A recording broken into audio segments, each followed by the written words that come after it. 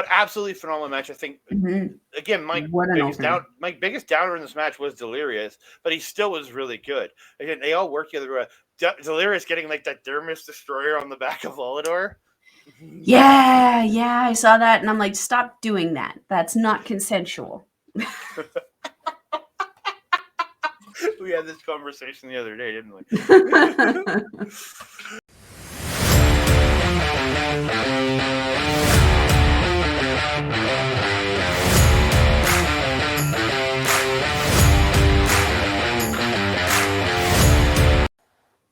Hello, ladies and gentlemen. Welcome to NJPW Puroresu Review. I am your co-host, Andre C. Right over here is my co-host, Melball. How you doing today, Melball? Hey, I am doing good, man. As you can see, I am ready for the gym after this recording. It is a happy 420 day. We're going to be going to the gym. We're going to be scooting our booty. Well, I'm going to be scooting my booty. I don't know what you're doing for your gym session today. I gotta go to work after this, so no gym for me today. Gym tomorrow night. That's where I'm heading. But hey, cardio at work though, right? You're on your feet all day, technically doing something, right? It works. It works. Yeah, I'm on my feet all day. It doesn't feel like. And we have some amazing wrestling to get into today, man. 2 days of shows that took me 5 days to watch. Oh man, what a weekend, hey? Yeah, amazing weekend. I got all mine done in about 2 days. It took me to watch. I watch these shows in about a day. So amazing wrestling. NJPW always, I think, puts on great content. NJPW. This is the NJPW of America shows we're going to be talking about. Capital Collision and Collision in Philadelphia. The only issue I have with NJPW of America is the production value. Yeah. The camera quality, even when you're watching, I watched the copy we watched was like a 540p copy, so it wasn't the greatest resolution. But that was just due to the copy we got.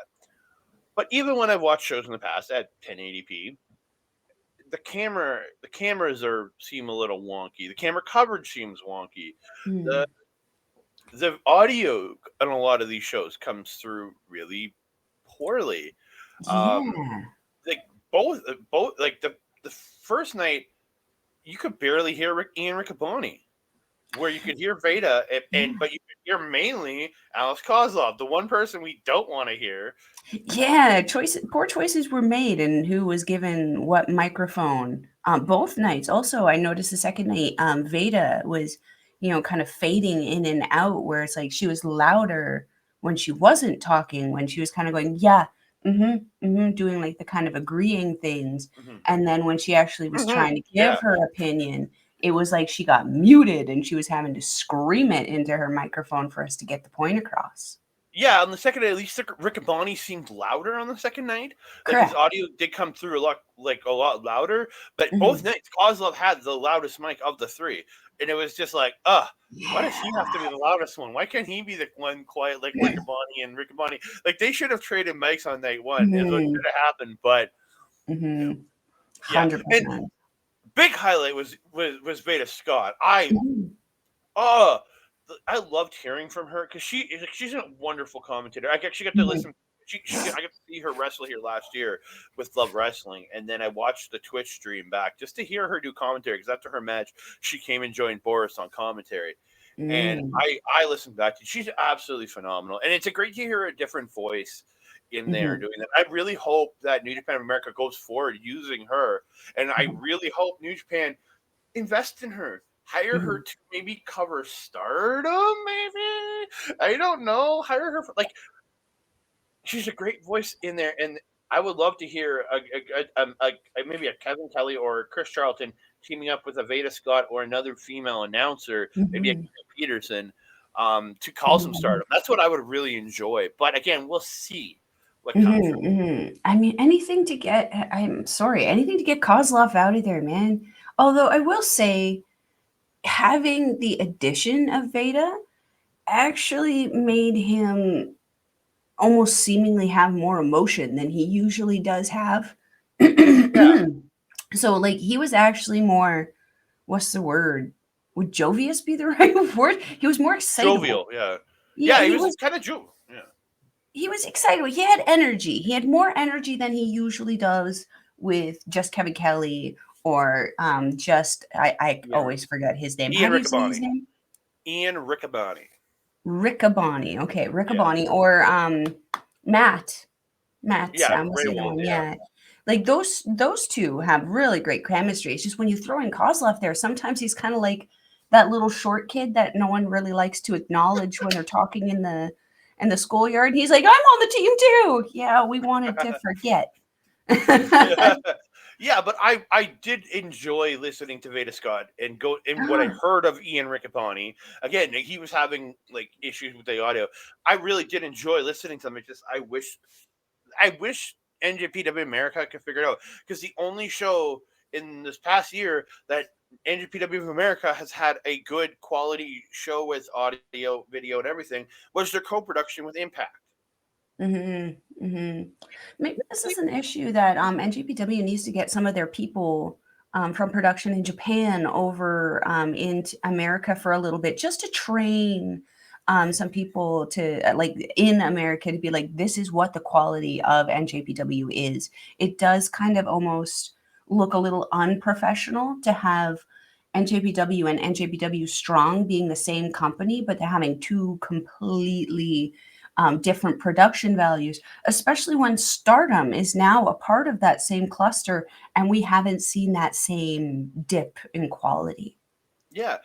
Or it's a big plus to this, hire Impact to do your production side. Hire Scott D'Amore and his team to run your production in America, because I guarantee you they run their weekends and then they run a taping after and they don't run again. I guarantee you that the people that work for Impact would love to use the extra money and go work a production taping, because you could and that would also give, maybe you can bring a few Impact people in because of it. You can give some, you can again create some crossover, create more. You already have Impact people that show up on these shows, so why not use a relationship to get a good, and you get a good production team out of it. The fact that, again, not that they're a bad production team, it's just there's hiccups on every solely New Japan America produced show. I have not seen one that has been successful so far that has been good across the board. Again, the video quality was on our end because we watched it from an alternative source that only had a 540p video quality that we could watch. So I won't blame video quality, because it from what I've heard, 1080p beautiful video quality for if you get it through Fight, or through if you watch it on New Japan World, the quality is much higher if you want to watch it in Japanese. It's just the one we watched, the video quality stuff. That's due to us choosing to use alternative sources on this show. Us. Like, this was a decision I made. Like, I know anything freaking technical. Give me a break. But production side aside, this was an incredible show. Like the wrestling, two incredible nights of professional wrestling. We started off with the Saturday's Capital Collision from April 15th. Kick it off with a pre-show match. You know it. Big Teats, Shane Haste, TMDK taking on the West Coast Wrecking Crew, baby. I love those guys. I'm a big West Coast Wrecking Crew fan, but I'm an even bigger TMDK fan, man. This is a fun match. There was a spot where Isaac pulls Haste through the ropes to the outside into a suplex on the outside, but how he pulled them through the ropes, like Haste was like leaning on the ropes, head through, and he grabbed the suplex there and just yanked them through and up. The way he did it, I was just it seemed different. I was like, oh, I really like the way he did that. Yeah, and it was a fun match. Haste like goes up for a drop kick at one point, and Jorel Nelson grabs him and brings him down into a backbreaker. Oh, like when you can interrupt in the middle of of a move like that, it's just that much more impressive when you do something like that. It just looks so good. Big Teats, that beautiful blockbuster off the second rope to Royce Isaacs. Oh, I didn't know Big Teats could fly like that. Oh, he's pretty good. Flying Teats. Flying Teats, man. I actually had that written down. I had Big Teats, Flying Teats, Little Teats, Big Teats, Big Teats, Teated. Yeah. And boy, did he teat all over this match. My goodness, every time he got into the ring, it was just dominant, dominant, dominant, dominant, dominant. This was a fun opener. This was a power match, 100%. Each of these teams fighting for dominance in this. And these guys have been spatting a hot minute, too. They really don't seem to like each other, and them not liking each other has made for some incredible wrestling matches. I look forward to seeing these guys, take on each other again. Hopefully one day for those NJPW strong titles, maybe getting in there with some of the people that we'll talk about later in the show. Yeah, we'll get to a TMDK what they're challenging for later on after we talk about the second night of this show. I'm going to highlight that for dang sure. But they went in this match. Tito hit a TKO to Issacs. Or it was called a TKO, but it looked more like an F5. But they called it a TKO. So I'm gonna Tito. Oh, Tito KO. Okay, that makes more sense to me. Again, the audio wasn't great on the commentary. When Ricky that's TKO. What I'm calling it. That's not what it's officially called. That's just what I'm calling it.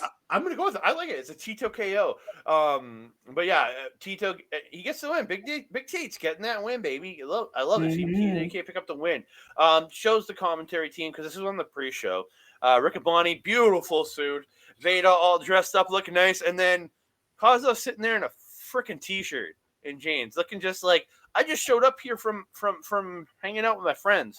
Like, you got two people dressed up to the nines. Veda Scott got the blouse on, looking all good, hair done up, makeup done up, and you got Riccaboni looking all fly with the suit.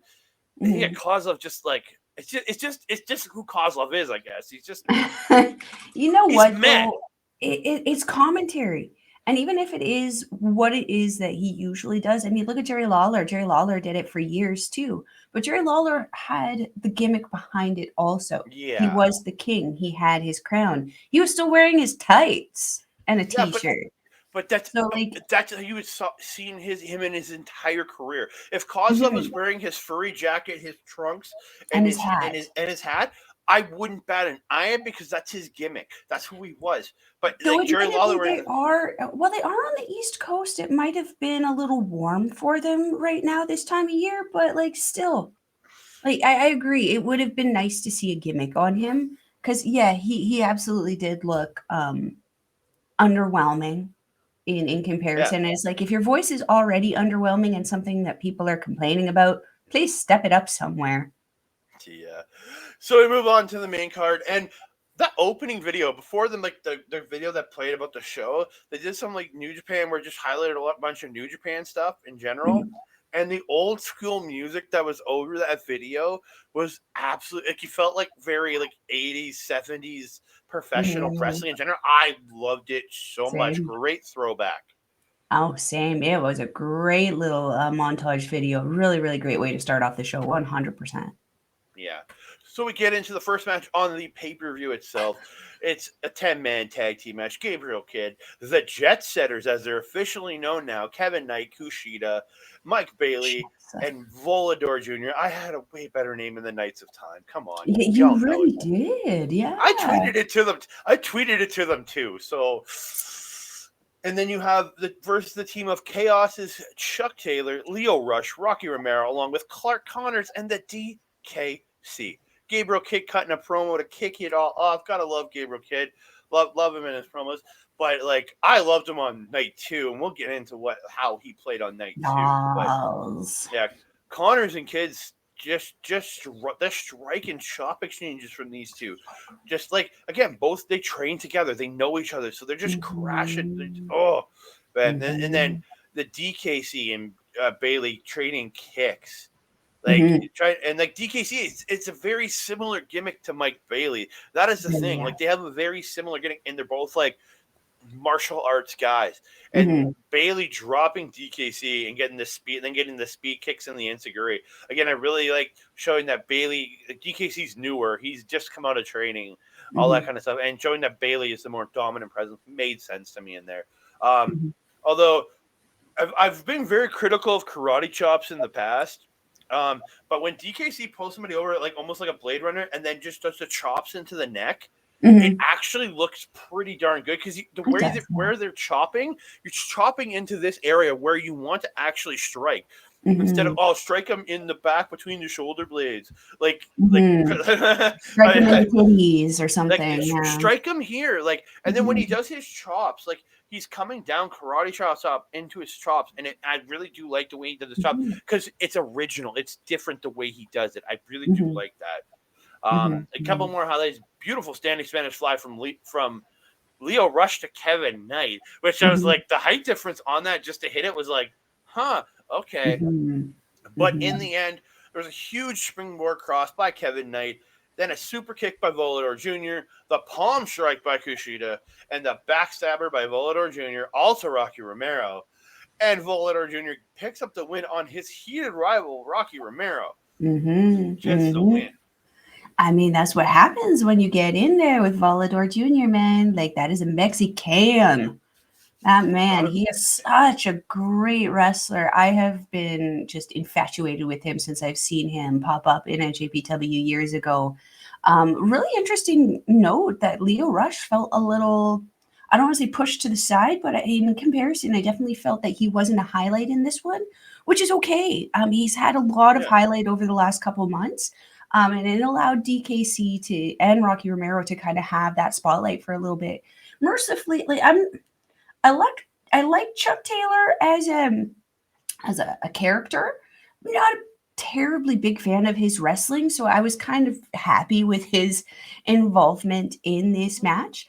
Gabe Kidd, man, I'm not gonna lie, he's been on a roll this year, just consistently working, consistently putting out really, really great matches. He hasn't been on a tremendously high winning streak. But let's be honest, the kid's making a name for himself, and my goodness, is he ever doing well? I can't wait to talk about the promo that he cut for the second night of this. Absolutely amazing. But yeah, this was a fun match. The ending really took me by surprise after the ending with our good friend, trusted cowboy colleague, and Fabio 2.0. Mr. Clark Connors, Mr. Flying Booty Rhino himself, turning on DKC and he beat the holy heckin' shit out of him. There's beatdowns and then there's attempted murders. Molly, this was borderline. He was pissed. Yeah, and I just looked at it I'm like, okay, let's see where this goes. And then we saw where it went later in the night. I'm like, fuck. And then we saw what happened in Philly, and I'm like, even more because I'm cool with somebody I'm cool with somebody wanting to turn heel, change over the character. That is perfectly fine. But when you take away everything that their character is about, except for their finisher, which we saw on the second night, that's where I go, we'll get more into that on the second night. But I was excited to see where this turn went, and then we saw where it went, and I was just like, God damn it. But we are going to move on, or we're going to move on to the next match. It's AR Fox versus David Finlay. Again, I'm not insanely familiar with AR Fox. I've seen him a handful of matches. He's worked AEW, and I think he worked Lucha Underground. I'm not sure. Again, I didn't watch much of that. He's a very, very good professional wrestler. David Finlay, though, Jesus Christ, this crowd was hating on him. Well, I wonder why. He's done a good job. He is. Yeah, but he's a heel, and he comes out here saying he hates the crowd. Obviously, the crowd's not going to be like, "But we love you." But as soon as he walked through the curtain, they were booing him. He didn't have to say a word, and they were already booing him. He's gotten over as a heel so well, so quickly. I think turning on attacking Jay White was the best thing he could have ever done because Jay White was so beloved at that point. When he took him down, that crowd hated him, and they're not going to stop hating him. And 100%, 100%. So I got to give a big shout out to AR Fox with his Brazilian lap dance in this match. Yes. It wasn't a full Brazilian lap dance. He didn't pull him into the ass. But he had him up there and he had him close. And I'm like, oh my God, Taguchi, baby. Oh, that was, I had to bring that up. I had to steal it. I said it before you because, damn, I love that spot. Hey, and you remembered it. I mean, that's the one move that you always forget the name of, and you remembered it. I'll never forget it. And then right after that, he hits a second rope cutter. Beautiful hop jumping second rope cutter. Oh, like the Brazilian lap dance into a second rope cutter. Mm-hmm. I love the combo. Taguchi, look him doing this, man. Come on. And then like this guy has like a few moves into a cutter. Like he had a snapmare roll, like roll through, and then a jump up into another cutter. This guy's got cutters for days, man.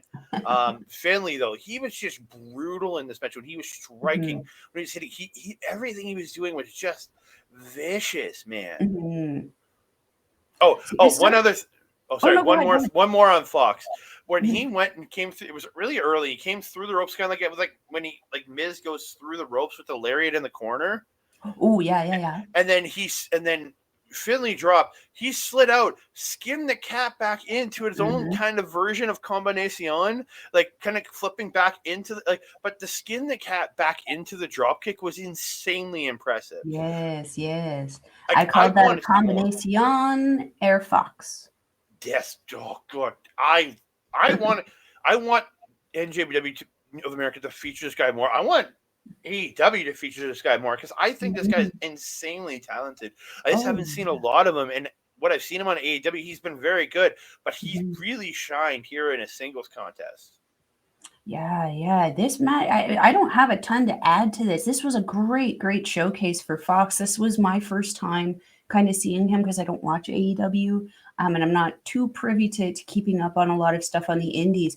But holy hot diggity damn, this guy impressed me with this being his first match that I've ever seen. I mean, you could just see it from the pictures. The guy's an athlete. He's absolutely shredded.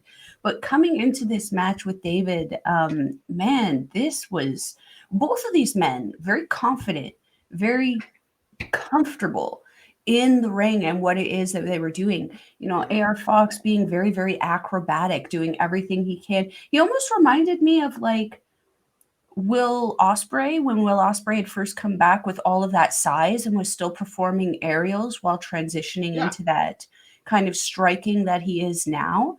And David Finlay, like as you mentioned, like so cool as a cucumber in there, very comfortable in his ring and very comfortable with the heel mentality that he has kind of created here. You're absolutely right. The crowd hated him. From the instant he walked out the curtain to the instant he left, he was being booed. And let me tell you, perfect heel work from David Finlay interacting with the crowd. Normally the heels, they'll just walk out, do their shit and leave. He was in people's faces. He was interacting with children. There was that little one that was, I think it was this night, that was dressed up like Orange Cassidy, or was that tomorrow? No, the second night. Okay, well, he was getting in everyone's faces. I absolutely loved it because I've mentioned it to you in the past, specifically with a heel faction that I really don't think are very good people, but they did do the heel thing around the ring, like at intermission, very smartly. I'm sure you know who I'm talking about locally, the League of Losers. They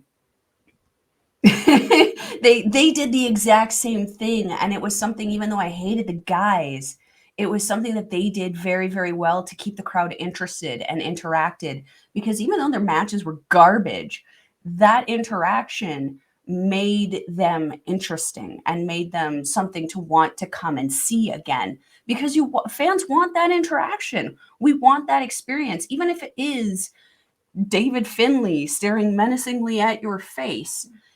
It's an experience, and it's a one-of-a-kind experience that the fans love to have. Holy hot duty, man, though. This match was freaking crazy at the end there. I felt Finlay went a little savage as the match was winding down. Well, yeah, Finlay hits like an inverted DDT into like a stunner. Mm-hmm. And flips him into a stunner, followed by this sick, hard lariat. Mm-hmm. Only gets two. So Finlay picks him up, drops him on his head into the trash panda, and drops him on his head into the knee with the trash panda, gets the win, and just dude, this guy has been just dominant as hell. What a pin. It was mean. It was nasty. It was arrogant. And I loved it. I love this turn for Finlay. And I'm going to love hating him.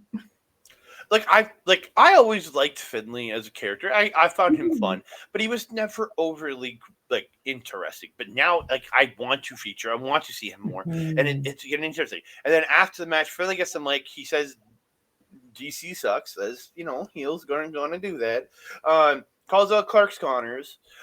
He calls out New Japan and Shibata specifically for not giving Connors the opportunities that he deserves in reality. Like, I think the most high profile thing he's done was the AEW I guess it was All Atlantic at the time title, but the international title last year at Forbidden Door, and that was only because I think Ishii got taken out of the match. If somebody was hurt and got taken out of the match, he was put in there. Who did he just face at Battle of the Valley? Was it Zack? Yeah, Sabre. But I'm saying, other than, like, okay, sorry, Sabre, and then that match a year ago. That's really the most high-profile things he's done. And yeah, they're right. He's not been given great opportunities. And then Finlay says he's looking for savages and that can win championships.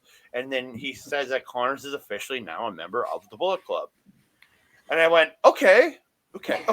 Let's see where this goes. I wasn't a huge fan of this, but I'm like, okay. And then I saw what the result was the next night, and I was just like, we'll get to that. Yeah, because I have opinions on it also. We're gonna move on. It's NJPW World Television Title time. Zack Sabre Jr., Tom Lawlor. I've got so many notes for this match. I can't go through it all, dude. These two, I've only got 2, so like go for it. I was so too enamored by this match, and I also don't know move names like you. You give up your note. You give your notes before I give mine. I just said it went from a technical match to an absolute brawl back to a technical match. There were very obvious, explicit moments in this match where it was like, this is all technical. Boop. This is the brawl point. Boop. This is back to the technical stuff. Zack Sabre Jr., mouthy as fuck. I absolutely love it. I love this version of Zack Sabre Jr. And, I enjoyed him on Suzuki-gun before. He was mouthy, but like this mouthy Zack Sabre Jr., I think, is what I've been waiting for. I've always I wasn't a fan of him when I first started watching him. He kind of grew on me. I earned a respect for that. But this Zack Sabre Jr., is someone I would purchase a TMDK shirt because of this Zack Sabre Jr. If I had money, I would. Lawlor, can't take away from Lawlor in this one. He did his absolute best. And it's not very, we've seen Tom Lawlor in person. We know how tall he is. Zack Sabre Jr. is taller than Tom Lawlor. That's terrifying. But interesting. Andre, what do you think of this one? This was absolutely a technical masterpiece. It's everything I expected from this match and more. Because, going into this, I know how good of a technical master Zack Sabre Jr. is. Mm-hmm. I've watched Tom Lawlor extensively for years. I watched him in UFC. He was a great wrestler just there in MMA, and his ability in the ring has only evolved so well in these last few years in working professional wrestling that I was so excited. And it gave me everything I wanted. This was my highlight of the evening. Even with the main event, the way it went, this was my highlight of the evening because Zack Sabre Jr. is legitimately one of my favorite wrestlers of all time, behind MRB and Zack Sabre Jr. This dude is absolutely. Oh, sorry. Behind MRB and Will Ospreay, Zack Sabre Jr. is one of my top 3 favorite wrestlers of all time. And this match was absolute perfection. These two, again, you said it went for they're at one point, they're both early on, they're both pulling knee bars on each other at the same time. Mm-hmm. They're the rolling that they did and everything. Dude, Lawler's nose got broken and he was bloody. It was bloody as fuck. Was it his nose or his lip? Was that the night where the tooth went through his lip? Or maybe it was the lip. I don't know, but it was blood up all around. He definitely face planted. There was a weird suplex thing where he let his face hit the ground before, and that was when I noticed the blood coming from his lip. I thought it was coming from his nose again, and even the commentary said he's got a broken nose, or they never made a comment about a bloody nose, but I guess it must be probably the bloody lip. He could have. I mean. But yeah, dude, just each picking each other off and being able to reverse a technical move from the other. Mm-hmm. It was a spot you know, Sabre jumps on a guy and grabs that front face lock thing. Yes. Lawlor did the same thing to him, so Sabre just Really? reverses it and hits a Zack driver out of it. Like it was all those little small things that you see one guy usually do, but the other guy's doing it to them, and it was that kind of look. But in the end, Sabre gets like a standing Kimura on Lawlor, but Lawlor turns it into a sick looking pile driver, but can't get the pin, and then they have like trading pin sequences with one another. But Sabre ends up getting what it's Wheeler Yuta's pin finish, the seatbelt pin, and gets the win. Absolutely tremendous match, just tremendous. I think it was like 13 minutes, something seconds or something like that. They said. Yeah, I don't even know. I never pay attention. Melball's bad at math, so adding numbers to anything really complicates her life. Yeah, you mentioned how like Lawlor just kind of effortlessly hopped up into Sabre like that. That's something that I noticed that he has done a few times in the past, and it really surprises me a lot because again, we've met Tom Lawlor, we've seen him wrestle live. He's not what's the word? He's not as fluid as Zack Sabre Jr. Like it's obvious that there is some wear and tear with Tom Lawlor a little bit. He walks I would say a little stiff in comparison to Zack Sabre Jr. But it's like as soon as he gets in that ring, it's like that knob of that stiffness gets completely turned down, and you don't see that. It's like he turns it off. It's like that's how he walks outside. But as soon as he gets into work, it's like the switch is flipped and you don't even notice. It's incredible. And he's almost like a little kitty, like a little cat, just spry, jumps up on everything with no effort. It's absolutely crazy, but so entertaining too. The two of them also, on top of being such great technical wrestlers and great brawlers, both of them have this showmanship that makes them completely well-rounded entertainers in this business. I absolutely love it. Well, just to the showmanship, at the start of the match, when Lawler's taking the Daisy Dukes off, Sabre's like, he claps for him. I was like, that's him,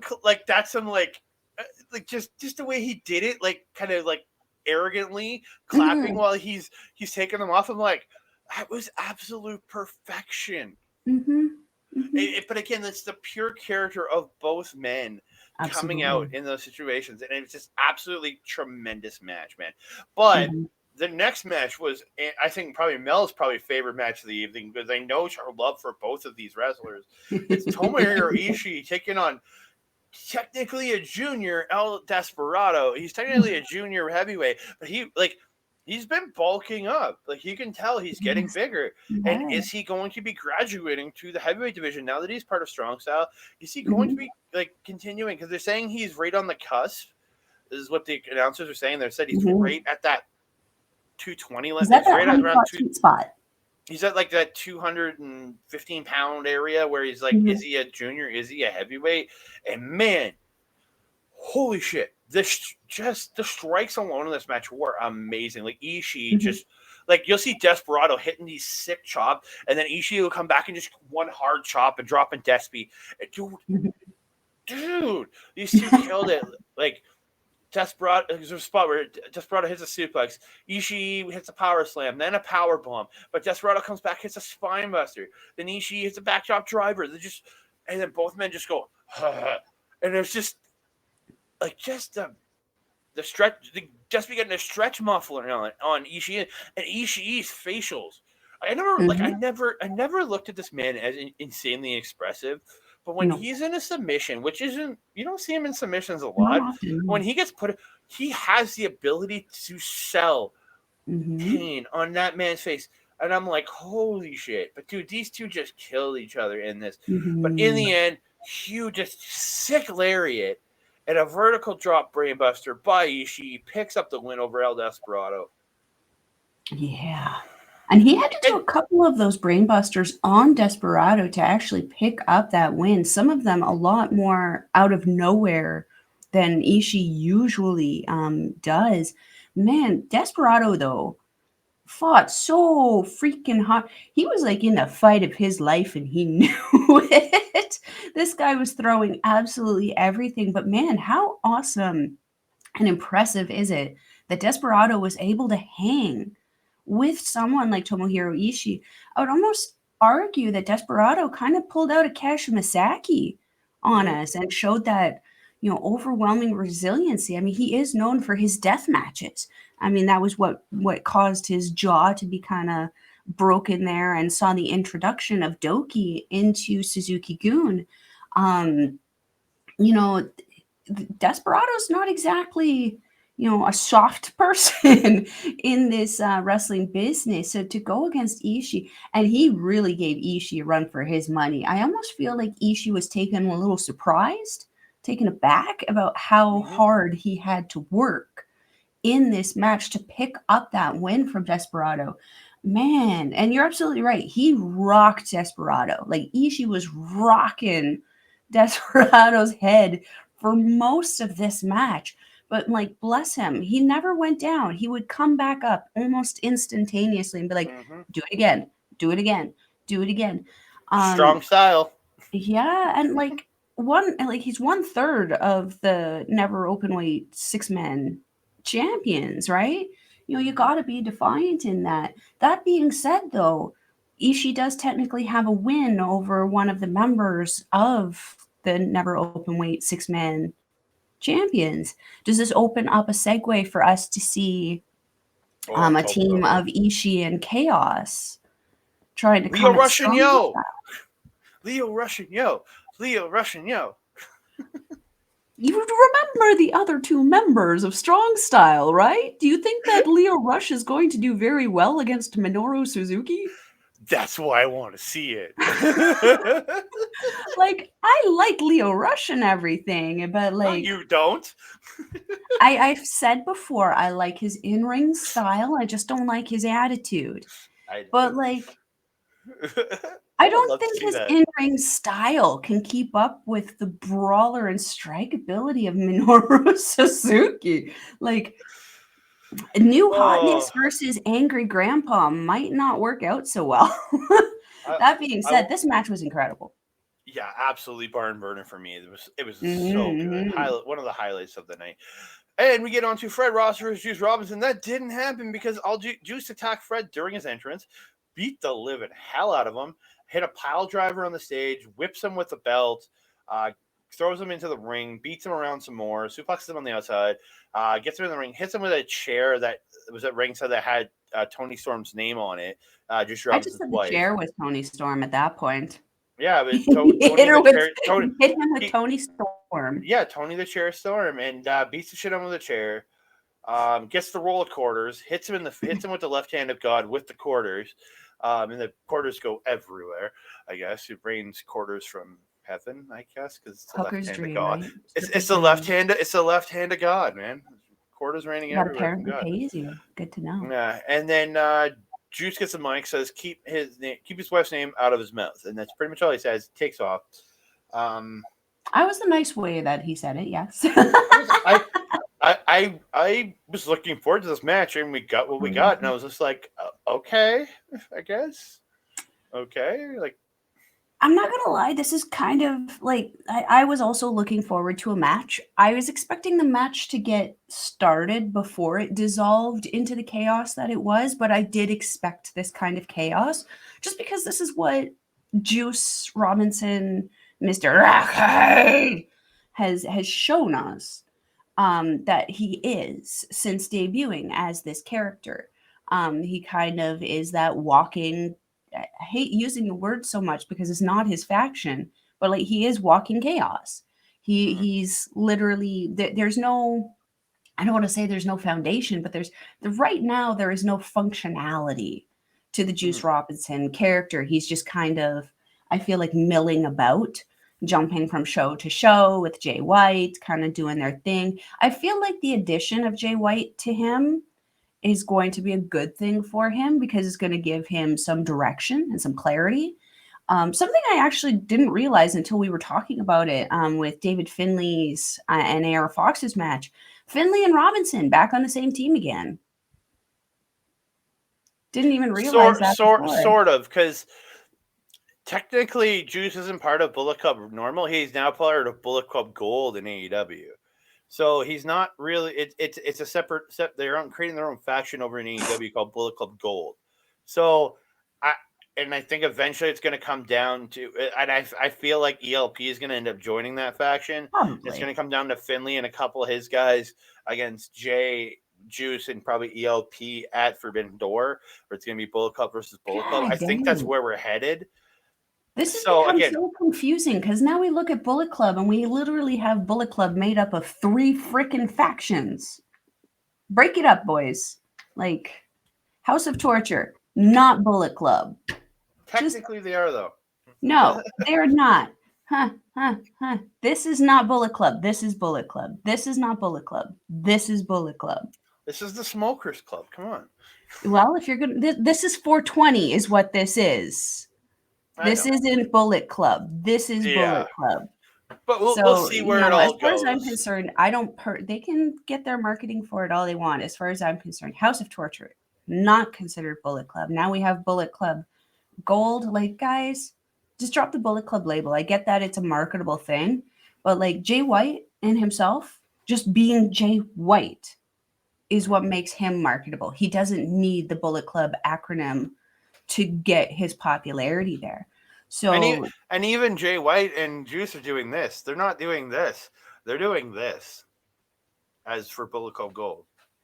So, well, bullets or shooting guns, it kind of makes sense. More than the wolf pack symbol. This is literally the wolf pack symbol from the 90s. I know, but the Bullet Club is built on this.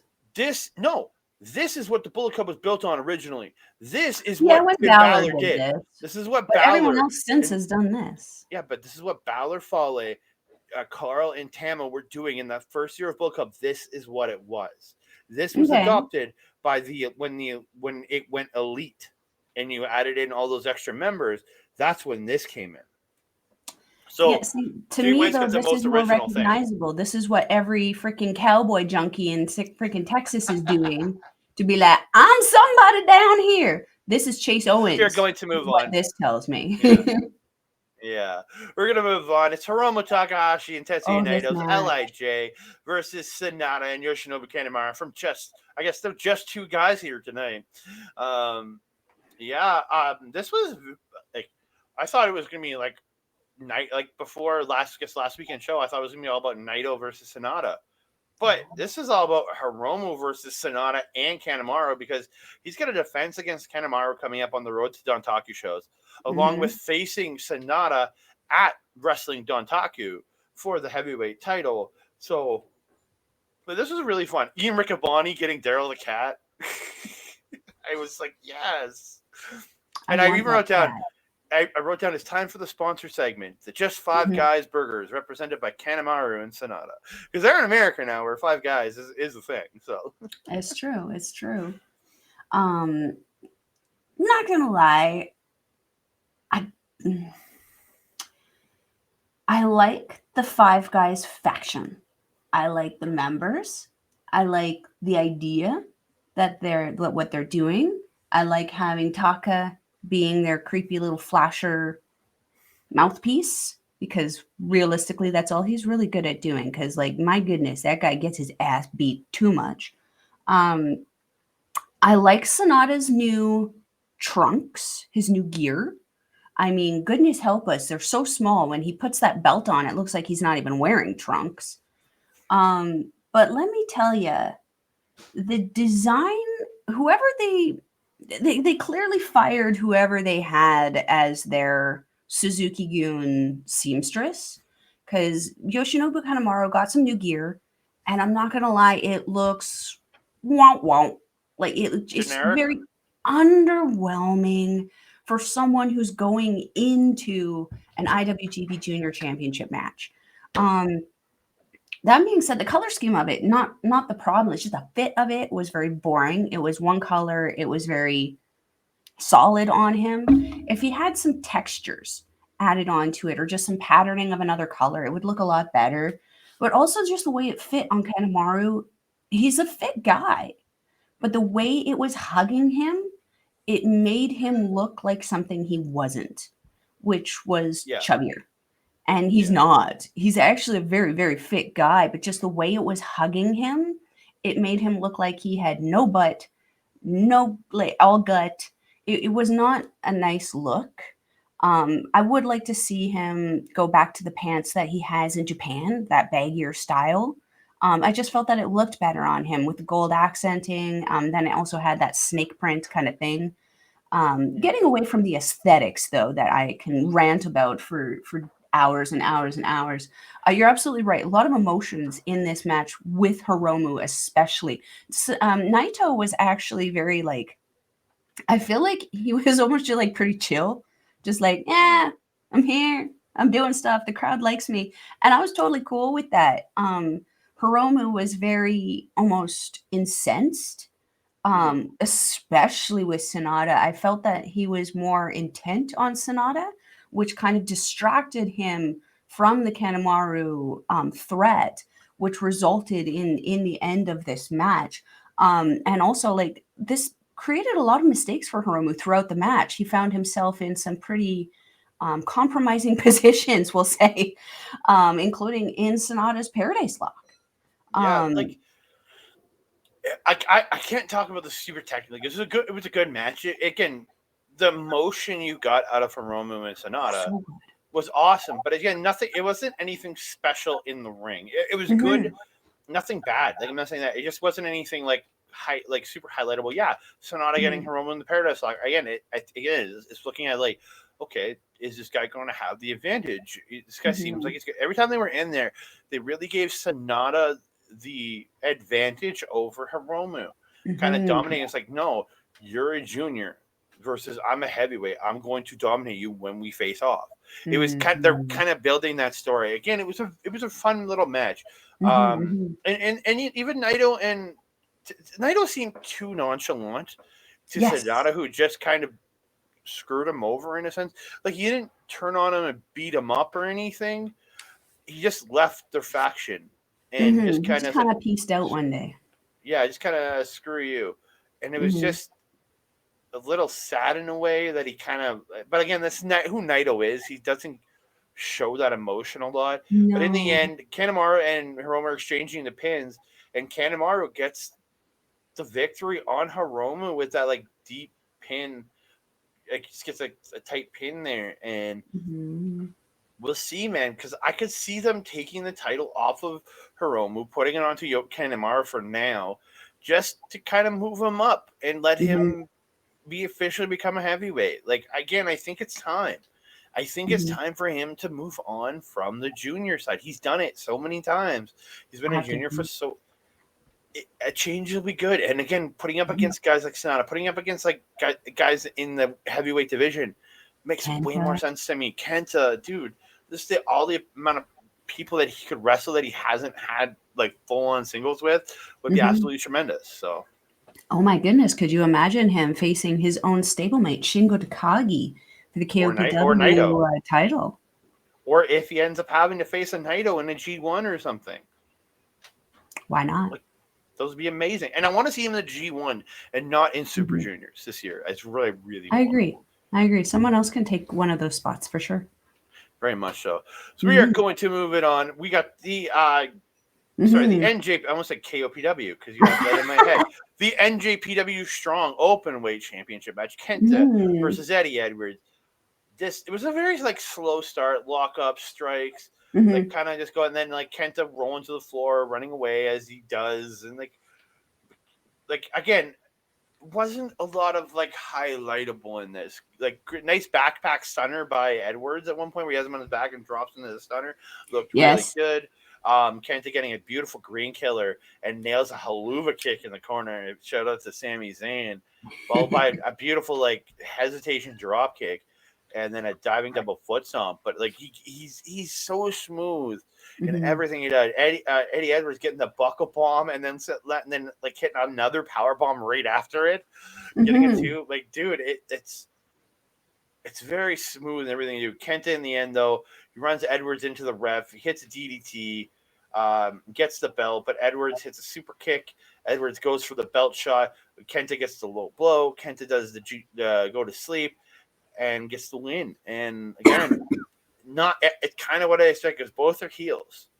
Like both are heels. Eddie's a heel in Impact. Oh, Kent is a heel in New Japan, in my personal opinion. Again, what he's yes. done. I did not know that about Eddie Edward. going for the belt shot made way more sense in this match than Kenta going for the belt shot, in my personal opinion. But yeah, good match. After the match, though, Hikuleo video challenging Kenta for the strong openweight title at Wrestling Dontaku, baby, in May. I'm excited. And arguably the best promo I think I've seen Hikuleo cut. Because before he was very, how do I say it? Very, I want to say newbie. In that, you know, when a newbie's cutting a promo, they're doing this. You know, they're looking off over there, looking off over there. No, the Hikuleo was intent. He said everything with purpose. Like it was one of the better promos that I've seen cut in NJPW in some time. Very impressive with him on that. Challenging for the championship. That I mean, I gotta say, I was gonna flat out say it. We know Hickey Man's not gonna beat him. It's Kenta. It's Kenta.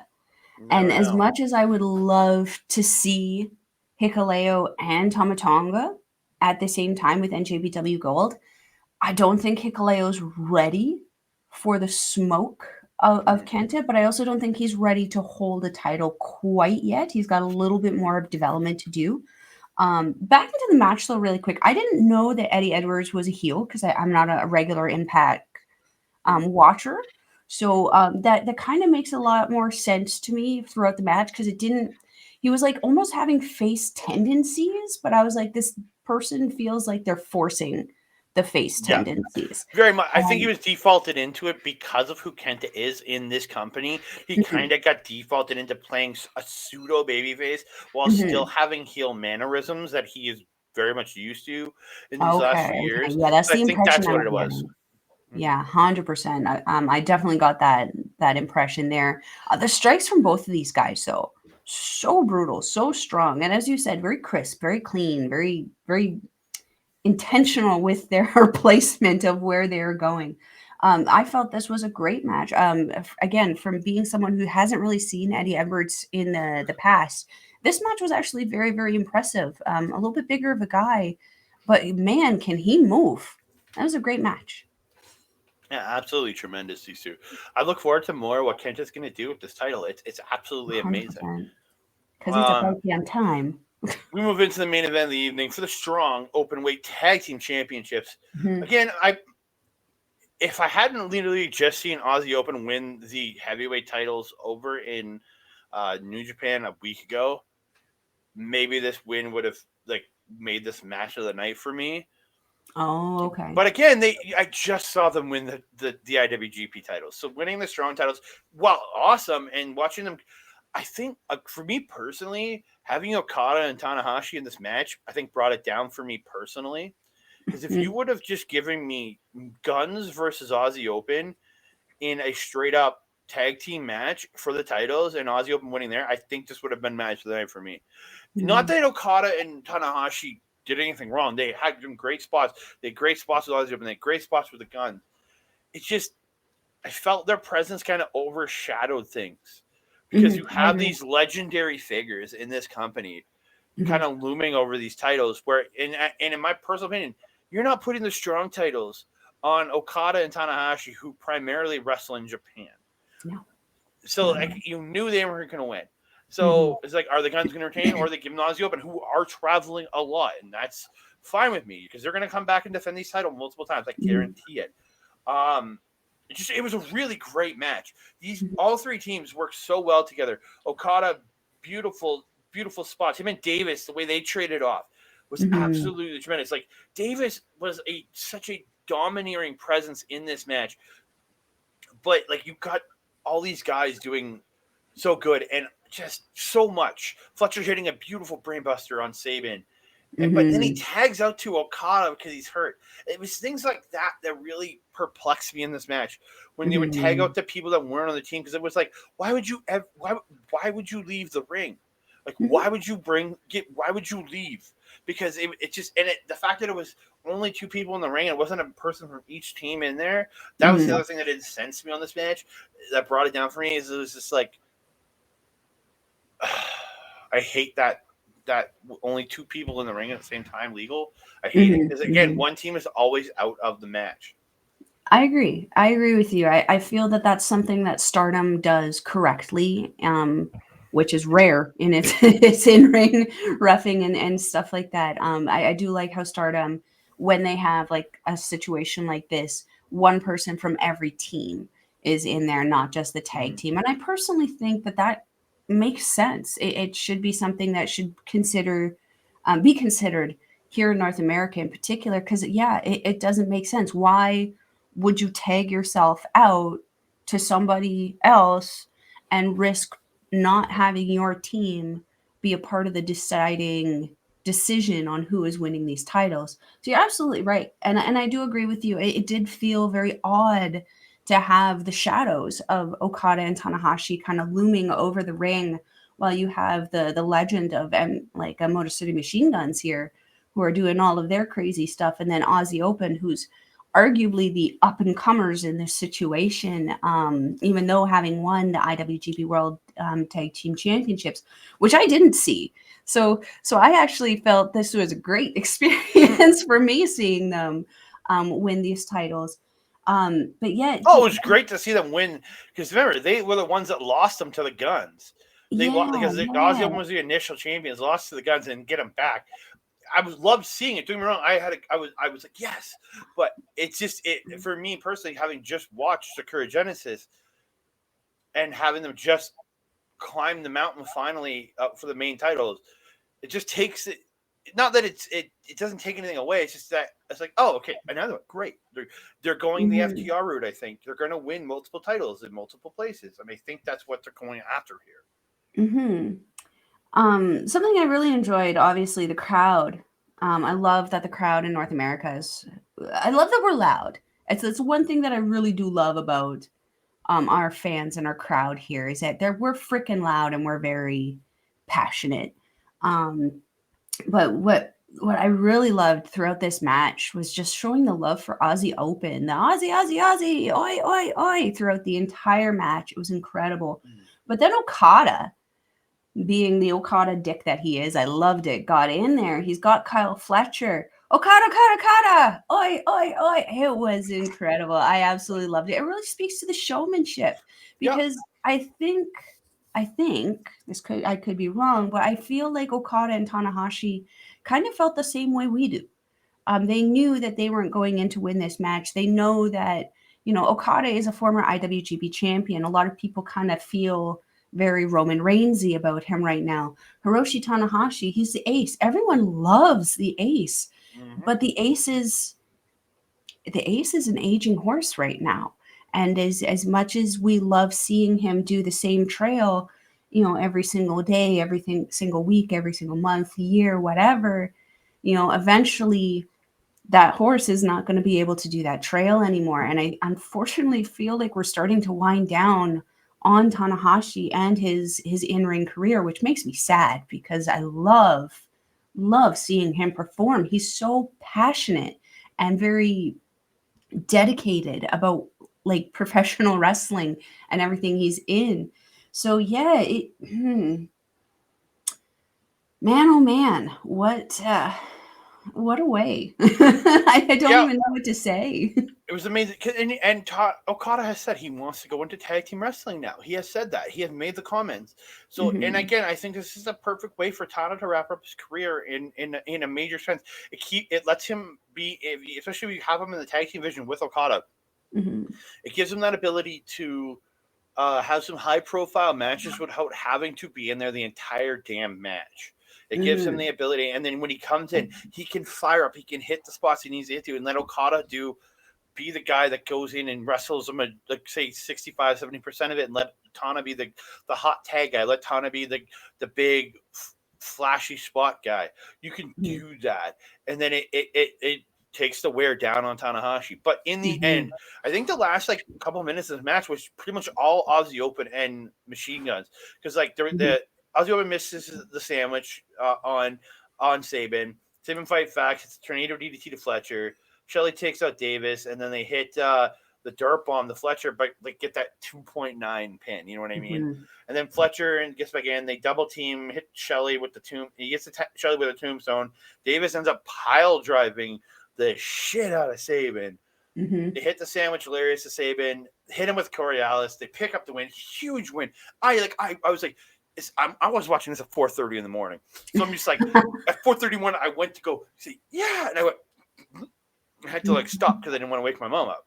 But yeah, absolutely phenomenal win. But again, it showed that like through as much as I loved seeing the Dream Team, as they're called, in this, the last couple of minutes of the match did not involve them. In reality, you really didn't need them. Again, you want to feature these two on a big show like this. I get that. But just put them in a tag match in the semi-main event against another team. Because I as much as I love them. And then after the match, Aussie Open stares down the Dream Team in the ring. So it looks like this is going to be a tag team title match at some point. Dream Team versus Aussie Open for the IWGP belt. Fletcher gets the mic, says, and the crowd chanting, "You deserve it." Fletcher says it's one hell of a main event. He gives Okada and Tanahashi props as two of the best Japanese wrestlers of all time, and Machine Guns as possibly one of the best teams of a generation. They stand here as the new tag team champions. Crowd chants for FTR, and Fletcher says that's some bullshit right there. And they're gonna create the best belt collection in the world. And we are Aussie Open, and now and forever. That was the greatest lines that they said. Now and forever, we run the world. The fact that he pulled a variation of the W then now forever thing. Now and forever, we run the world. Oh, I want to see more Aussie Open, and we're going to get it because we're going into Collision in Philadelphia. Yes. So we're going to hammer into this one. Started out with Despy and Volador, Team Lucha, taking on Delirious and Kevin Knight, the Delirious Jets, I'm going to call them because they're it's just a weird pairing of a take. This whole show was a weird pairing night, I think, in my personal opinion. No. I think Desperado and Volador have extensive involvement with each other. With Desperado's kind of trade over in Mexico. But like Delirious and Kevin Knight, where did that come from? Well, I'm not even gonna lie. I'm not a big fan of this Delirious guy for a few reasons. The first, where are your shoes? Where are your shoes? He's never wrestled in shoes. Yeah, and these people like Mike Bailey. There's a Solo. I think Solo in WWE also doesn't wear shoes, bruh. That's just yucky. Don't expect someone to massage your feet if you're not walking around with no shoes. Just saying. But the character itself is it's interesting. It's different. It really freaked out Desperado there, freaking just swan diving at his feet to start the match, and fair. Like, you got a foot fetish. Clearly, like, you're just diving at people's feet. That's fine. But like, maybe save it for after the match. This match though was really good. Yeah. I mean, the Lucha guys were out on display in this one, and Volador Jr. was just kind of like, it was almost like his feet weren't touching the ground. He was just perpetually diving and flying and jumping and hurricanranaing and doing everything possible to not to be on the ground. But Volador Jr. again using that showmanship, that good sportsmanship to lure Kevin Knight into a comfort kind of thing there at the beginning before starting the match. And Kevin Knight, my goodness, man, he's just such an athlete, such a performer. But yeah, I actually really enjoyed the end of this where Desperado was actually able to hit that Pinche Loco on Delirious. Off of Volador hitting the backstabber into the Pinche Loco. Just absolutely boink. But Kevin Knight's that drop kick he has. They gave it a name on the show. It's now known as the Sky High drop kick. That's how Rick Abani described it. He called it the Sky High, or maybe it might have been Kozlov who said it, but they said it was the Sky High drop kick, and that needs to be the name for this move because the height he gets, the Sky High drop kick makes every bit of sense. I agree. Yeah. So, but absolutely phenomenal match. I think again, my biggest downer in this match was Delirious, but he still was really good. Again, they all work together. Delirious getting like that Dermis Destroyer on the back of Volador. Yeah, I saw that, and I'm like, stop doing that. That's not consensual. We had this conversation the other day, didn't we? But we move on. Tracy Williams, Alice Coughlin. Again, pure rules match. They have the code of honor at the start of the match to shake hands. Again, beautiful. This is very much a mat wrestling match between both men. Absolutely tremendous. Beautiful DDT suplex from Williams off the top. The monkey flips when they're monkey flipping each other. Absolutely tremendous. But then Williams catches Coughlin in a triangle as Williams tries to do a monkey flip at one point and catches him in a triangle. And it's just that beautiful like transitions that both men were doing in their technical ability in this match was where everything Williams getting a La Mystica into the crossface, beautiful. But Coughlin and Coughlin ends up standing up while in the crossface, carries him up, getting Williams on his shoulder, hits a Samoan drop, beautiful, only gets 2 out of it. And then they end up striking the living hell out of each other. Yes. And Coughlin slips around, hits the bridging German suplex, gets the win. Again, tremendous match from these two. Very technical, very, very good. This was a Tracy Williams. Oh, sorry. This is a Tracy Williams special from when he was in ROH. He wrestled almost all of his matches under the pure rules because he was in that pure division. And something I was going to say, I don't feel like there was any questions in this match. I don't remember there being any calls for any violations in the pure match rules, much like I'd seen with, I want to say it was Macklin and Gresham. There was massive violations, particularly by Macklin. So very, very interesting, especially like I do enjoy these matches because it allows for an actual legitimately pure wrestling match. And I feel in this situation, this is exactly what we got. Holy hell and shit, though, is Alex Coughlin an actual machine? Like, I really do think he is. The ability that he has to just somehow power through things that normal people can't power through is absolutely incredible. One thing I noticed also, though, about Tracy Williams, just kind of showed him out on that, is as much as Coughlin tried to kind of control Williams is very wiggly. He's like a little worm. And like he can get out of a lot of stuff because of that, which really, really helped along the match in this particular respect. One thing I was surprised you didn't mention was the guillotine that Coughlin got caught in with Williams, and then he was able to battle out of that and somehow just use what very little momentum that he still had wiggling out of that to pop up Williams into that power bomb. Yeah, and, so I have it written down. Yeah, I'm sorry. No, that's good because then I got to say it.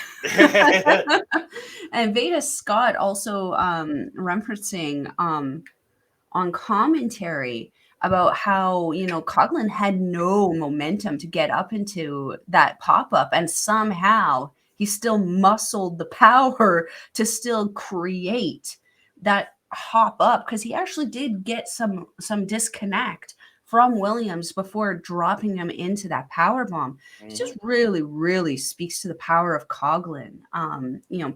Picking up this win, very definitive, very dominant for him. I honestly wasn't expecting him to pick up this win. I'm very pleasantly surprised at this. I'm not surprised. Again, I thought there was the possibility that Williams would win because it was a pure rules match. But the fact that it's Coughlin and they're building this guy, it didn't surprise me. I think they're building him up because I think they eventually want him in a Kenta match. Especially with the one over here. I think they're building him up, especially on the New Japan of America side, to be a guy that's going to go up against Kenta. I think that's what they're going to eventually build him up to. So, do you think maybe the Shote strikes would actually fix that eye problem he's got? Maybe it's like maybe Kenta can find his full reset button and we can unlock the entire power that is Alex Coughlin. My goodness, could you imagine? Terminator on everyone. I don't want to make fun of people for their eyes. One of my best friends has an eye problem, so He doesn't have an eye problem. He just the way he displays them, it looks scary. It looks scary when he comes out bug-eyed. Yeah, it's a little scary. I think it works for him though. We move on. A match that was added to the show on the day. The DKC versus Clark Connors. Again, there wasn't much to this match. It didn't go very long. No. So Finlay comes out with Clark Connors. Finlay talks about getting rid of ELP, recruiting Connors, and he believes in Finlay. So that Bullet Club is for savages only, and we're gonna win championships. If you're not loyal, you're out. I don't like the new gear on Connors. Looks very bland. No more hat, no more vest. As much as I gave him shit for the hat, it just gave him something to his character. Just plain black pants. Poorly fit black pants at that. Yeah, it was a good match in the ring. DKC and Connors really working on each other, beating the living holy hell out of each other. Crowd's chanting. The saddest part about this is crowd was chanting for Jay White in this match. That is the saddest part about it, and the fact that neither men in this match was the one getting chance. I think that had to do with Finlay. I think people were more pissed at seeing Finlay at this point. It was very much that. DKC getting a beautiful crucifix driver and gets into the Rings of Saturn and for 2 and then turns it into Rings of Saturn. But Connors does get out of it. Connors hits a huge spear, just cutting DKC in half. But doesn't go for the win rate, and it sets up for another one, hits it, and then he doesn't go for the pin. The ref's going to end the match, but DKC's like, no, don't do it. And then DKC stands up and gets hit with another spear, and Connors gets the win. Like, again, great showing in the ring. And again, he did a good job projecting heel mannerisms and everything. It's just you took away a lot of the character that made him. And it's like, I'm like, he seems like a bland dude now with the pants and the. He does. We'll see where it goes because I'm really hoping they pull him over to Japan proper, and we'll see where he goes because I really do hope that we get something good out of him. I don't think it's going. I think he's just gonna be another bland Bullet Club member. Yeah, upon like at face value right now, if this is what we're getting, I have to say no. We're going to look for other options where your contract has been denied. Very underwhelming. You know, the gear clearly wasn't ready in the same respect that it was for Evil, that it was for Finlay, that it was, you know, like they're clearly. I feel like it almost shows that the addition of Clark Connors to the Bullet Club was a decision that was made going into the weekend as opposed to a long-term thing that they had decided, like Finlay, like Evil, where they had the gear, they had the music, they had the video, they had everything already ready. I definitely feel like this was kind of like maybe a last-minute decision, either by NJPW, Finlay, Gato, Clark Connors, everyone I just mentioned. But yeah, it definitely, you're absolutely right. The removal of everything, not even just one or two things. It was the removal of everything that made Clark Connors, including his personality. He literally, it was almost like they just kind of took him, threw him over their shoulder and just said, this is the base and we're working on it. And that's fine, but give us something. And I felt that there was very much nothing. You know, he was arrogant, 100%. He was emulating that new attitude that the Bullet Club is wanting with David Finlay and that arrogant, that egotistical, that dominant, that, you know, very, this is my ring kind of mentality. I like that. And I noticed that. But like, his expressions were gone. Like he was very deadpan, which is not something that Clark Connors is known for. He's very expressive. That expression was also gone in his moves. It was gone in his gear. I think this is a thing where you're right. He does need to go somewhere else and get that development. I think that he will probably find himself back in Japan with David Finlay, building up this club. And I hope by the time that they actually get to Wrestling Dontaku, which is going to be in a few weeks, I hope by the time they get there that they've kind of got a little bit more organization, that we can be saying a lot more positive things about Connors, because we both love Clark Connors. His in-ring ability is amazing, but what they're transitioning him into is very lackluster. Very much so. And I really do hope. We love him. I was calling for local companies to bring him in. Still want them to. Just bring your old gear with you if you do. Yeah, bring the cowboy hat. If you're not using it anymore, a Melball can. Yeah. So we move on. 6-man tag, TMDK versus Team Filthy. Love Team Filthy's baseball jerseys, by the way. They're absolutely tremendous. And then before the match starts, the ref's checking, and he checks Nelson. And he finds at the behest of Zack Sabre Jr. At the behest of Sabre Jr. He finds a carabiner, like which you hook onto your keys or onto stuff, in Nelson's gear, in his trunks. And so he checks Issac, and he finds in the elbow pad a thing of crazy glue. And then he goes to Tom Lawlor, and he finds a toothbrush in the kick pad.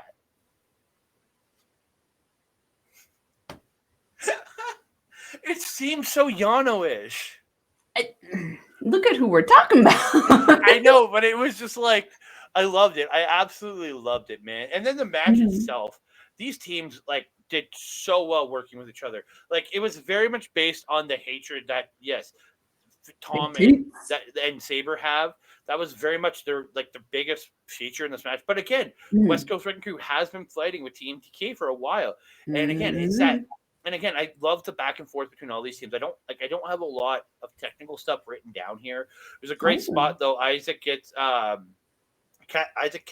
Cobra twist, Sabre gets a Cobra twist on Isaac's, and then gets ties up. Sorry, I'm reading that spot. Ties up the legs of Nelson. Then as Isaac comes in, he gets a Cobra twist on him, holding him a Cobra twist, and then throws him away. Then turns back to Nelson, like ties him up, but all these keep switching submission holds that Sabre does. It was absolutely tremendous, that little spot. Big T's and Isaac's just throwing hands at each other, man. So good. Then Haste and Nelson gets in, and Jorel Nelson get in there, and they're throwing hands at each other. It was just absolutely fun. Tom with the speed chops to Sabre, and then lines up with an uppercut. Yeah, dude. They were reminiscent of Kenta Kobashi, let alone Kojima Satoshi. Let alone Saida. I was gonna give her a shout out. Yeah. Or Amisori. Or I guess. But yeah, in the end, or towards the end, Tito hits spears on both of the Wrecking Crew and hits a Blue Thunder Bomb on Lawlor, but can only pick up 2. Then huge lariat by Big T to Nelson, and it gets like an F5 looking move. But Lawlor gets a PK just right up the jaw, then hits the knee to the back of the head, the nasty knee to the brain, and onto Big Teats. Lawlor pins Big Teats, picks up a very filthy win. But again, absolutely tremendous match from all these competitors. 100%. 100%. What I really, really enjoyed at the beginning of this was when Nelson was trying to chop Big Teats. And Teats is just like, Teats, you don't chop those teats. He was just swatting it off like it was nothing. Just like, Julia swatting off Aya Sakura's drop kicks at the beginning of their match there, just like it was nothing. Really enjoyed that. Zack Sabre Jr., again, I've mentioned he's very mouthy since leaving Suzuki-gun and joining TMDK. Really, I know that the focus was the kind of feud between Zack Sabre Jr. and Lawlor and Teats and Haste and Isaacs and Jorel, but I felt that there were certain points where Zack Sabre Jr. was really laying it into Isaacs, like just really, really not being nice, which, Zack Sabre Jr., but still, it was interesting to see him getting mouthy with everyone, and I just felt that he was a little diggier more at Isaacs than Lawlor in this one. Shane Haste was really, really impressive against Jorel William. Why do I call him Williams? Jorel Nelson. In this one, they're again the TMDK versus Team Filthy. I definitely think that they're going to be coming down to another kind of brawl, hopefully involving maybe Mikey Nichols and that little Limelight kid, or J.R. Kratos. Yeah, Kratos. Yeah, I think Kratos would probably be the better one in that one because Limelight is not size appropriate, I think, in this one. What I would love is for Jonah to come back and you get Jonah. He's too busy going through his identity crisis. That's what in WWE. He needs to come back and find his real identity. And Yeah, join he them needs and to find himself. Yeah, I would love to see that, I think. The stalling suplexes done to TMDK by Team Filthy was great. The double, I believe it was on, I can't remember, was it Haste inside and then Isaac's walking around with Zack Sabre Jr. on the outside or the other way around? I think. I know it was Lawlor and Nelson inside doing a double suplex to someone, and it was Isaac's running around with someone on the outside. Isaac's was the only one not involved. And then Tom and Nelson have this Haste and the suplex on the inside. There you go. Yeah. Teets was the only one not involved. He avoided the suplex. Good job, Teets. You said Danny Limelight's too small? Bring Fujita in as your fourth. Or bring Limelight and Kratos in. Nichols is Kratos' foil. And that could work. Fujita is Limelight's foil. Yeah, no, that works. That works. Bring in the Ichiban Sweet Boy. What else? The tie-up, the double tie-up that Zack Sabre Jr. has been doing with that leg lock where he gets hit back by the teammate and exasperates the teammate's injury, then catches them in some kind of abdominal stretch. Phenomenal. I love it. It really shows the technical prowess of Zack Sabre Jr. because he doesn't go into it in an illogical way. No. It makes sense. And if he can't do it, he doesn't do it. He doesn't not let it make sense, if that makes sense. No, it makes sense. The submission spots by TMDK, where TMDK got all of Team Filthy into submissions. Love that. Absolutely perfect. My last note I have here is flying teats, spearing teats, and suplexing teats. That I feel like the last part of the match. Yeah, so many teats. There was a lot of showcase at the very end of this match, showcasing Big Teats and his strength in particular. I actually, as he was starting to wind down, I was like, oh my God, Teats is going to take it again. And I got really excited. But then Tom Lawlor just kind of came out of nowhere. I was like, no. This match got my energy up again. I felt like up until this point, my energy was pretty like level. This match shot my energy up again for the rest of the show. That's all I got to say. Weirdly for me, this next match is where my sorry. So this picture, you do have to change it because they didn't give me an updated picture. Fred Rosser is not in this match. I didn't get an updated one. It is actually Homicide replacing Fred Rosser in this match. So it's Homicide and Rocky Romero versus just like that. This is the match where I kind of came down and went, okay. Because again, this match, I like just 5 guys, but I'm not really invested in Homicide at all. Rocky is fine. I got nothing against him, but it was just there. This match was just there for me personally. Although it's always a joy to see Rocky in the Paradise Lock. Yes. The spot I do have written down, though, the one I really highlighted was Homicide biting the finger of Kanemaru. And then Rocky does it too. And all I wrote was, gross. You don't know where those fingers have been. Yeah, I thought the same thing. And it's like, no, you probably do know where those fingers have been. Wrapped around that whiskey bottle.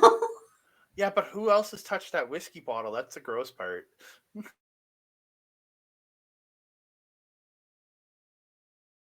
Was highlighted in this match in particular. Especially going into his match with Hiromu, it makes sense. This one, it was kind of just there. It didn't make me go, ooh, but it was like, it helped me ride the high from the match before. and I don't mean this as a shot to this match, but if any match of this on this show, and not to shit on it, this would have been my piss break match if I had been watching this live. That's fair. Just I can pause so I was watching on demand. Mm-hmm. But that's what it would have been for me. Again, nothing against this, but just this was the one that had the least amount of interest to me. And taking Rosser out of it brought it down for me even more because it was just like, okay, Rosser is like, I love Sanada. I think he's amazing, but Rosser is, I think, the most like biggest personality out of this entire match for me. And he took him out. Yeah, because Sanada, like, even though he is a personality, it does come off very dry. His personality is definitely based on a lot of his silence, and it adds, but also sucks a lot of energy out of stuff. Rosser absolutely would have pumped it back up. I agree. Yeah. End of the match, Homicide goes for the cop killer, but Sanada reverses out, gets the O'Connor roll, gets the win. Good match. Good end. Yeah, good match. Kind of fun match. It just wasn't it was kind of my local. I liked this one. Show. This is great. Orange Cassidy, Gabriel Kidd. This was originally supposed to be Eddie Kingston and Gabriel Kidd's spot, but Eddie Kingston did get hurt. So then Gabe has his sassy pants on tonight. That's for dang sure. Holy shit, did he ever? Cassidy not coming out to his regular theme song of Jane, but comes out to the Best Friends music because New Japan does have rights to use Best Friends music. They don't have rights to Jane, which is a licensed song by AEW. They licensed that song out to use. So Best Friends music is original content, so they can use it without any repercussion. But yeah, dude, Gabe cracking orange with a huge chop that sends Cassidy to the floor. Dude, it was loud as shit. The kid in the crowd, the kid that was dressed up as Cassidy, made me so happy. That kid got so much attention, so much. Everyone saw that kid and loved him, except for Finlay. Finlay hated on him. Yeah, Finlay hated on him, so he got attention. But yeah, great match from both of them. And the headbutts in the corner by headbutts. He's headbutting him and then chopping him and headbutting and chopping him by Gabriel Kidd, and then the lariat and the brainbuster that he hit, dude, absolutely. And I love the fact that you could have come into this and just had Cassidy work a regular match, but you kept up the story from AEW where you hurt his hand. And I love because you got to think how many people that are watching a New Japan Strong show are probably also an AEW fan. It's probably a high number. So the fact that they continued that story through was absolute perfection, and I love that. And the way they worked around that hand, and that Gabe would attack the hand every now and again, and Orange would go for a move and hurt the hand, but then Gabe would take advantage of it. I loved it so much. Oh man, absolutely tremendous match. Oh, Gabriel Kidd hanging Cassidy while standing on the second rope in that front chancery. Oh, and then Gabriel tries to go for the moonsault but misses, and this is where Cassidy and ends up catching Cassidy coming back into that point. It hits that tombstone. Ooh, looks so good. In the end, though, at the end, rebound lariat by Gabe. Again, only can get two, and he's going for another move, but Cassidy, in desperation, because his hand is so messed up, he can't hit his orange punch. He has to get a roll. He catches a roll up out of nowhere, and gets the win, dude. Again, great match. Yeah. I don't have a lot to say because you did mention all of the spots that I had written down, but like this match, I'm gonna be full disclosure on this. I am not an Orange Cassidy fan. I understand the why of how he is so over. You know, he's got that personality that people are attracted to. He's kind of got that cool swagger, that almost I don't care mentality, which people are very attracted to. I totally get it. As a fan of wrestling, though, I'm not a big fan of his. I find his look underwhelming. I find his work underwhelming, you know. But again, I totally understand why he is so over. Kidd worked hard in this match, though, and really made me kind of forget all of that. I really did feel like Cassidy stepped up in this one. And like, I don't know, maybe it's like being in proximity of the sassy pants the Kidd's wearing that made it kind of work. But holy dang, the promo that kid cut before this match. Oh yeah. Oh my God. Like, so good. This kid's gonna be going places. And like, that's literally this kid, he be going places. I can't wait to see where he ends up. But man, holy dang, did he bulk up? Yeah. Like, To he's the been point of bulking, but he bulked up. Yeah, but to the point of Cassie, like once he gets going, I used to really not care for this guy, but I find he's still got the shtick, but he doesn't. Again, it used to be like he'd do the shtick for so long in a match, and I used to hate it. But he's dropped doing the shtick a lot in the match. He'll still once in a while pull out the like light kicks or like jokingly, but he does it as it's not a majority of his match anymore. Like if you look back to the Pac match early on in AEW, I hated it so much because he did so much of that shit early on. Yeah. But now the way he just gets in, and once the bell hits, he kind of it's like Festus in a way. He goes from that sloth like area, and he immediately is starting to amp it up. He still does the hands in the pocket rolls and things like that, but he's amping it up from the beginning now instead of like being very sloth like for the first like few minutes of the match. He's getting like he gets in, and that's why I'm more of a fan of him. And the character is based on Paul Rudd's character from Wet Hot American Summer. If you've ever seen that movie, that's where he got his inspiration for the character. Yeah, I've not seen that. Watch it; it's absolutely phenomenal. But yeah. But again, I thought these two killed it. 100%. Great match. Yeah. Move on to a tag team match. It is Bullet Club versus LIJ, Chase Owens, Kenta versus Hiromu and Naito. Love the red vest on Chase Owens. Beautiful new vest. I love that. Kenta and Naito try to come in the start, but they're caught. Like they try to pull some shenanigans, and Kenta and Owens end up attacking because it was the fact that both partners from both sides came in to try to attack from behind was absolutely just so much fun. I just love that little spot there. Hiromu, a shotgun drop kick to Owens into Kenta in the corner, and then lariat. It's a huge lariat on both. Oh, dude, so good. Yeah, dude, everything. Owens missing the G trigger, but stops the Destino, hits him with the snake eyes, and gets the jewel heist for 2. Oh, I love it when he busts out that jewel heist. He doesn't do it a lot anymore. I miss that. I miss that move. In the end, though, it's just a tornado DDT from Naito to Owens, and then he hits the Destino for the win, and LIJ pick up the win. Nice to see a win with a Destino. When it gets hit. I miss Chase Owens also, and I also really like the addition of the red on his gear. I always feel that if you have too much black and white, it kind of drowns you out. We can see that with Clark Connors with that solo color. Same with Kanemaru. He had that kind of silvery gray color. It just kind of blinds him out. What I've always enjoyed about Chase Owens is his gear is always unique. He's always got the little bullet holes on them. He's got the little, gun holder on his thigh. Always a great entertainer to watch. Yeah, I miss seeing him. I also missed his jewel heist. However, Andre, if you're playing NJPW Strong Spirits, it's one of his regular moves that he uses quite often to finish people off. Just saying. But my favorite part about this entire match was after. Because Rocky comes out, and he gets in the ring, and Naito goes into ref mode. He's getting ready to start a match between the two. That was absolutely the greatest spot in all of this. Tranquilo. I was just like, and he's like, tranquilo. And they announce, because he says, oh, you promised an American Junior Festival. So they announced the All-Star Junior Festival.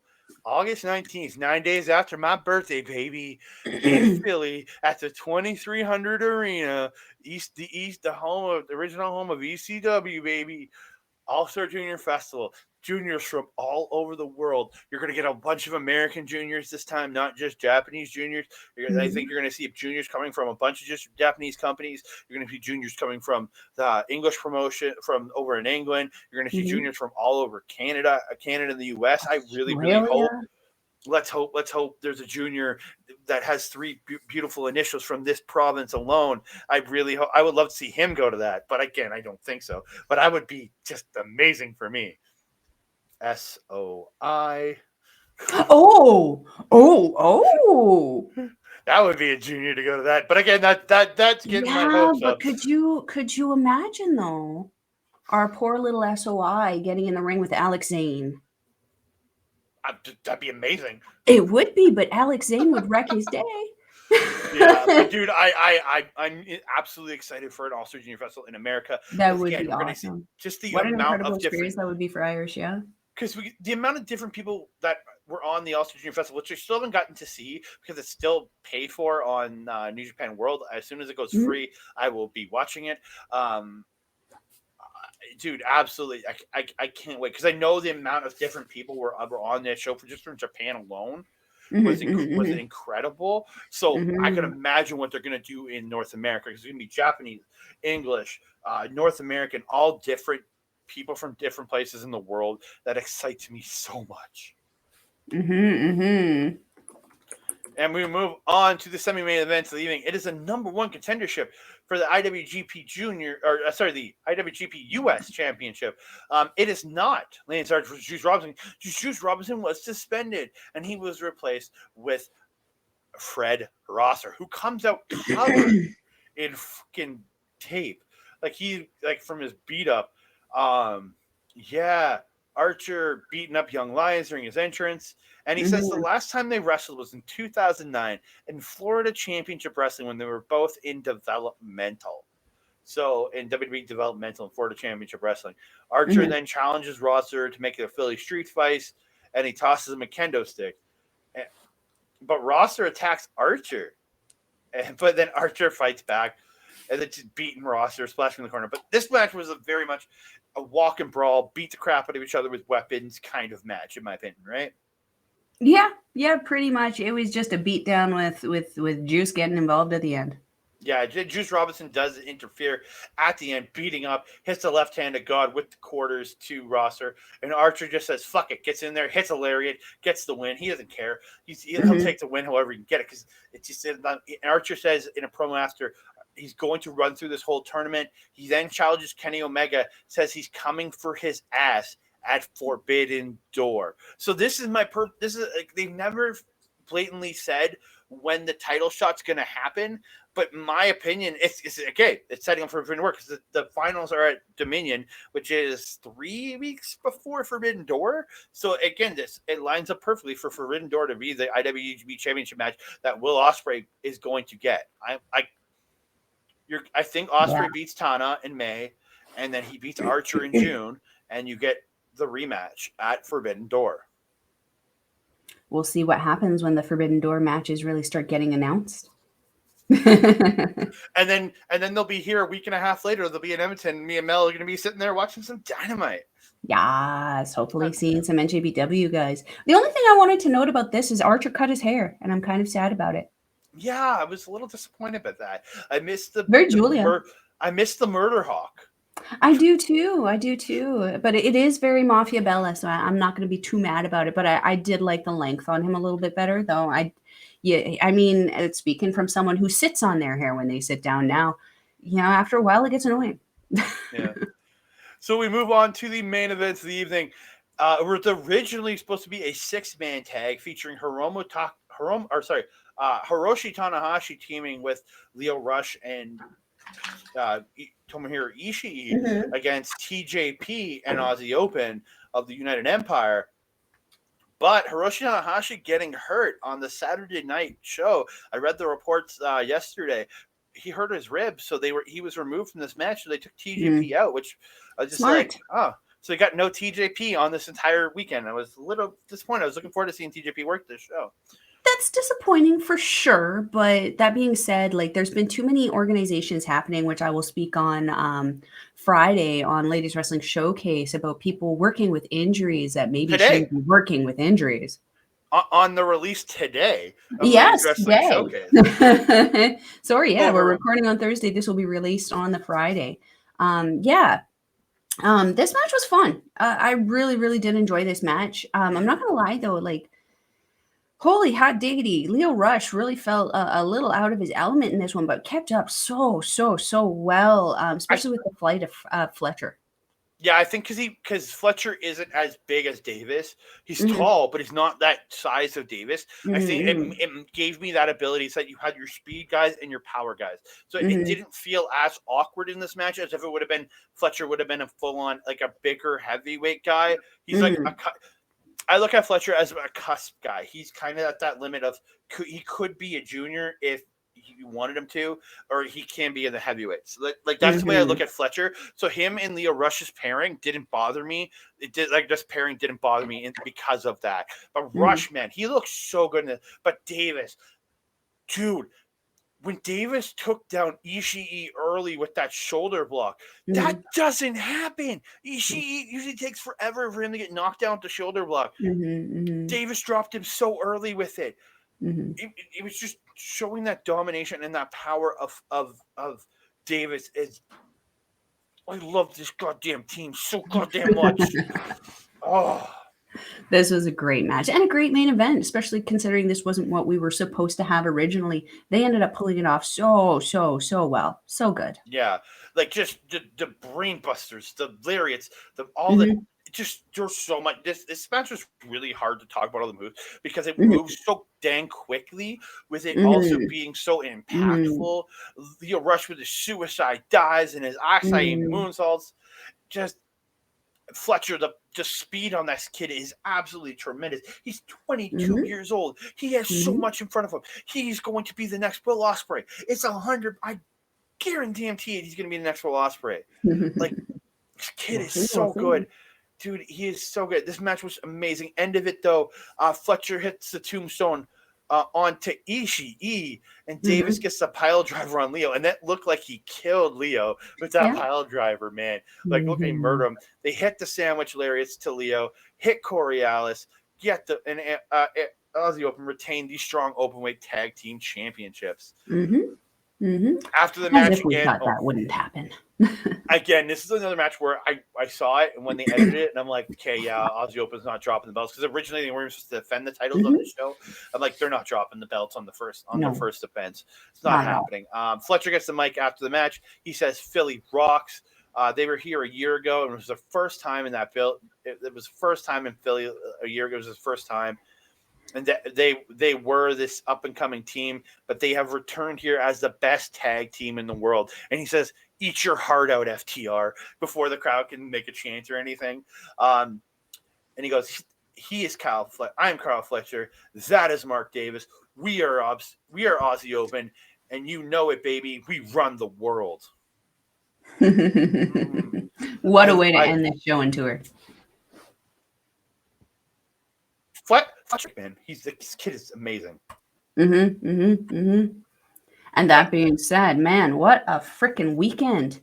Like, the East Coast had a hell of a show. Yeah, I wish I lived down there. I really, really do. I really, really do. Yeah. So we are going to get out of here, ladies and gentlemen. So please, please like, subscribe, and comment down below, because we want to hear from all of you. We love hearing from you guys. Please, please, please, please, please. You can check us out on Andre Melball Wrestling Talk on YouTube, Facebook, wherever you can find us, youtube.com/Andre Melball Wrestling Talk. You might be watching us there, or you might be watching us on Backbreaker Video, where you can see all some great content from ourselves, from our good buddy Mike the Ref. Where the heck is that? There he's here, Mike the Ref. youtube.com/Backbreaker_gaming, youtube.com/Backbreaker Video, where you might be watching us, and twitch.tv/Mike the Ref. Big heads up, tomorrow, myself, I'll be teaming up to what we're hoping to be a new content going forward with my boy, humanoid freak Andreas. We're going to be talking about the Once and Always Power Rangers special right here on Backbreaker Video live stream on the YouTube channel, and also live stream on his YouTube channel. And we're going to have a special guest with us. It's my co-host right here, Melball. We're going to talk Power Rangers, baby. I cannot wait. We're going to talk a Once and Always special. We're going to talk about our love for the original Power Rangers, mine and Andreas' love for the current Power Rangers. We're going to talk Power Rangers, and I'm super excited for that. So that'll be tomorrow on Backbreaker Video. It's morphin' time. That's awesome. That's awesome. And my friend, if they are wanting to follow you on social media, where are they going to find you? Follow me on Twitter at That Canada Guy, also on Hive and Mastodon at That Canada Guy, Instagram at That Canada. You can find me on the Andre Melball Wrestling Talk Facebook page. You can reach out to me there if you don't want to reach out to me on social media, or down below in the comments, reach out to me there. And if you're wanting to follow a Melball on social media, you can follow her at Collins Melball on Twitter and Melball Collins on Instagram, Facebook, TikTok, and what was the last one? Mastodon. And you can also find me on our good friend Astrid Pizarro's YouTube channel. She is also putting out amazing content like Making an Impact, Astrid Asks, but you can find a Melball on there on the Ladies Wrestling Showcase. We run every other Friday, so we are going to be going live today at 5 p.m. Eastern, where we are going to be talking about Trish Stratus and her turn on Becky Lynch and her return to WWE. We're going to be talking about Mercedes Moné and her potential future in Japan. It's going to be awesome. You don't want to miss out on that. Catch a beautiful natural there. She's always putting out content every single week. You don't want to miss that. And that, my friend, do we have anything else that we want to say to the beautiful people? I just want to say thank you for all the great support you've given us. Please like the video, subscribe to the channel, and comment down below. We want to hear from you. Please, please, please, please, please. We want to hear from you, ladies and gentlemen. And thank you so much for tuning in. Awesome. And that being said, I am your Melball. Over there is Andre. We will see you next time. Adios.